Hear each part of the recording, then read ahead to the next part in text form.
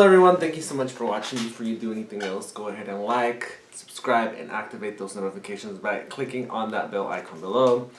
So I am working on this commission painting of these 3 Scottish Highland cows. And fun fact about these Scottish Highland cows, they are the first registered breed, or the oldest registered breed. And they were brought to the US in the 1800s. They vary in color, but we're gonna stick to these reddish brown tones for these 3 so they can match, the space that they're going in. And because they have such long hair, they are a leaner type of beef because they don't have that extra layer of fat to keep them warm in the winter. So if you want to eat leaner beef, eat the Scottish Highland cows. Or not, because they're so cute. I would feel bad eating one of them. Especially the baby ones, they're super, super cute. So anyway, I'm going off of a photograph, and I always have this trouble when I'm painting off of photographs because I'm not a realist painter by any means, and I don't want to be one. I mean, if you want something to be hyper-realistic, then have that photograph printed into a canvas. I'm having lots of trouble with the background because I don't know, I just feel like there's something missing, so I keep reworking the background. I'm actually enjoying painting the cows because since they're long-haired, their features are not that defined, especially their eyes because they're covered by, the frontal hair they have. So this is going to be a winter scene, and what I like about commissions is that it always takes me out of my comfort zone of what I'm used to painting.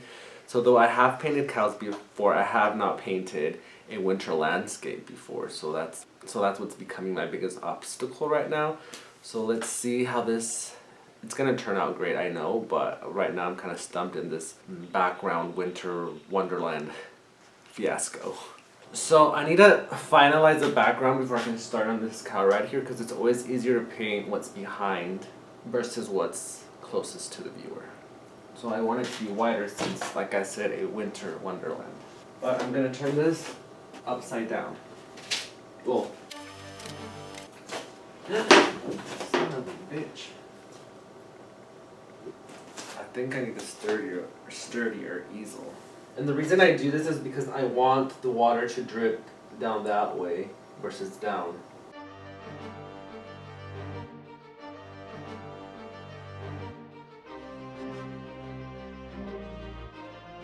So that since this is done, I have to be very careful not to put paint on it. Had I not done it yet, I could easily go up and down, but now I have to watch this. So this slows down the process of painting. Oh crap, I already got paint on it. And then I don't like those lines to be visible, so then you have to really work and be very careful to make sure your lines are going this way. So it saves you a lot of work if you don't finalize the forefront first, like I did here. So here I could paint over this because it's not finalized. So I added some green and brown, even though this is it's going to be a predominantly white background. I want there to be visible color when you're up and close. Because even though things are frozen over or winter, they were still brown or green or what have you. But I don't think that was the right shade of green though. I do like for subtleties in the color and things like that when you look at the painting up close and you're interacting with it like this far away from it. I want there to be little things that you don't see from far away or that the camera doesn't capture. And I think I'm starting to like the background. I think I'm stuck here though, but I have to wait for it to dry completely to fix it. And for some reason, I love this yellow part right here. I haven't decided if I'm going to keep it, but I really love what this is doing. So I started to mute down the colors I added, and I had to paint over these ones too because I need there to be continuity on the stroke. I can't just stop it there because then it would look odd, so then I have to paint over it. So that's a problem with painting ahead of finishing the background. So always do the background first. But with this, I just wanted to see, I was curious to see how they were going to turn out, and then still even done. And then this right here is an experiment. I'm not quite sure what I'm doing with that, so that might actually be removed. So I'm still not getting the white that I want is because it has to dry for at least 2 days. Otherwise, whatever I add, the water will activate the color underneath and it will blend in. So I know how to make these lines very solid because I'm about to add more white and I don't want to lose these lines. So that way I can see them peeking through after I add a layer of gesso. So I'm starting on the plants, but I can't do all of them until I get the technique right. So I'm going to do this side first to see what I like, and if I like it, and if I get to something that I can do it elsewhere. Otherwise, I will have to erase it and start over. So I'm nervous because I'm not really a plant painter, Rachel is a frozen plant painter.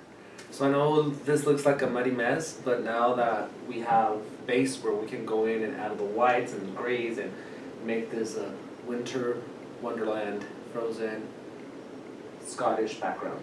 This process has been approved. It's still, the base coat is still, I still need to go in there and fine tune and add details and like bring out branches, add some more darkness, more lightness, and it's just a give and take.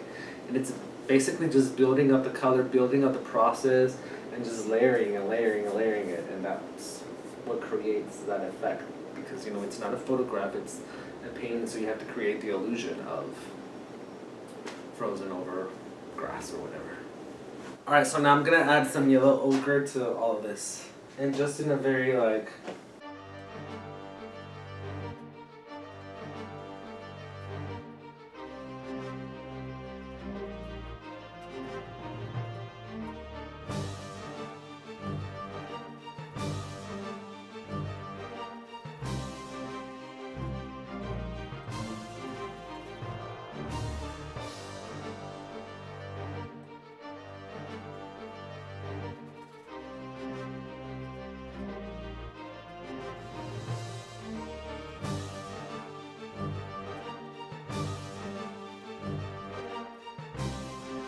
So I started adding black to the plants. So now I'm going to go in and define some of these plants with white. And then I think that's pretty much it for that side. Then I can continue my way to this side. That loud noise is a dishwasher. So now I've added the white and I love the way it looks. I'm done with those sides of the plant. So now to continue with this and just finalize, small little touches on this cow. I'm going to go ahead and start working on this cow while this dries. And I'm going to go in with burnt sienna for the cow. I want them to be all within the same spectrum, but I do want them to be a little bit different in color and such.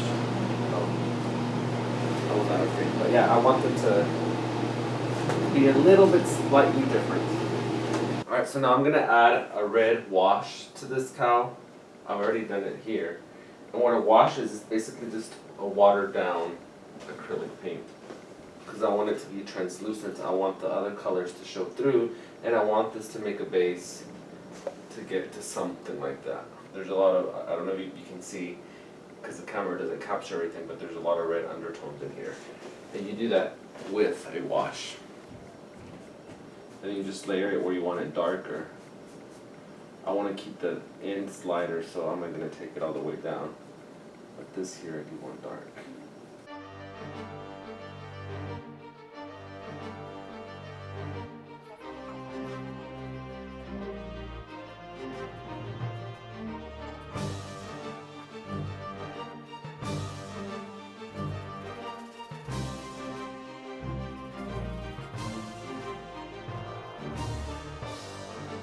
So for this part in here, I need to come in with a smaller brush. This is too big.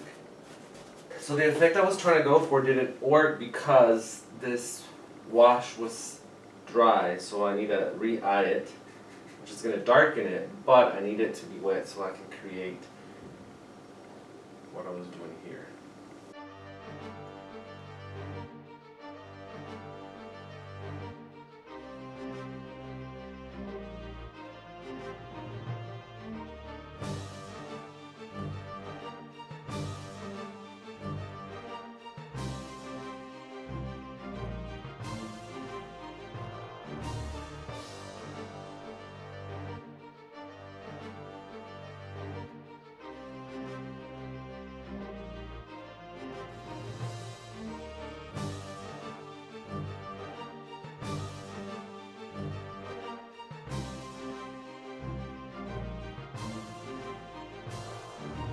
So I have an obsession with buying brushes. Like every time I go to Hobby Lobby, I never leave without brushes. I have so many. But I always keep them. It's very rare for me to throw them away because even the old ones have a purpose. Like I do the washes with old brushes, and what I'm going to do here to start adding black to outline some of these lines, I'm doing it with an old brush.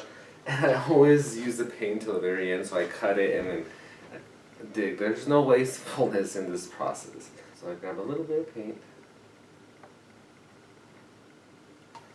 and then I'm gonna start adding black to make these lines pop. I'm gonna add a little bit of water to make it run. And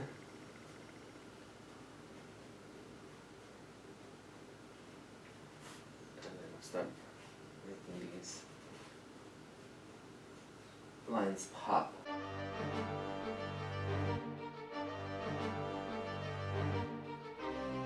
I'm not going to show you this part because it's literally going to take a while to do all this. And I don't want to give away all my secrets. Alright, so now I've added the the black. So now I have to come back and add in more white and maybe a little bit more grays. There wasn't a continuity in the process of painting this because I focused solely on this part just to see if I could get this effect. So there's a clear difference between that section with this section, and there will be one here. So if you're looking for continuity throughout, you're going to have to work very fast and all at the same time. But I don't need that continuity, and I think I enjoy that there's going to be nuances in color and just a little bit differences in style and the way the paint was applied and the way the process was created. That there's going to be 3 distinct sections, but from far away you'll be able to see it as one. But, part of my, I love painting and I'm always painting and I'm constantly painting. And one of my favorite parts of painting is the waiting process to let it dry. Because when it dries, I get to take little breaks.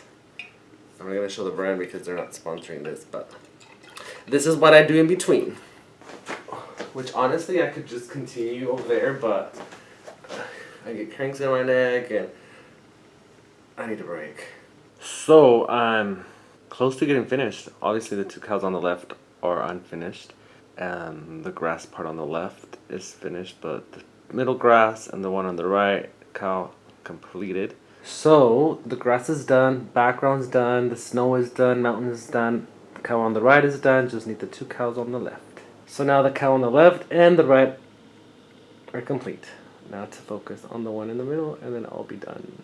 So I am finally finished and I'm very pleased with the outcome.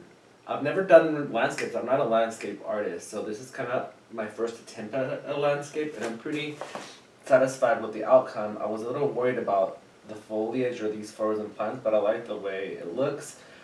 I think my objective was met. I think it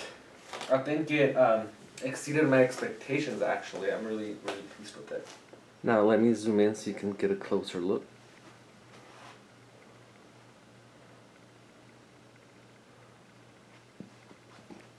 There's like a lot of variance in the sky and the snow, even in the plants. And then the hair. It's not hair. What is it that they're? It's not fur.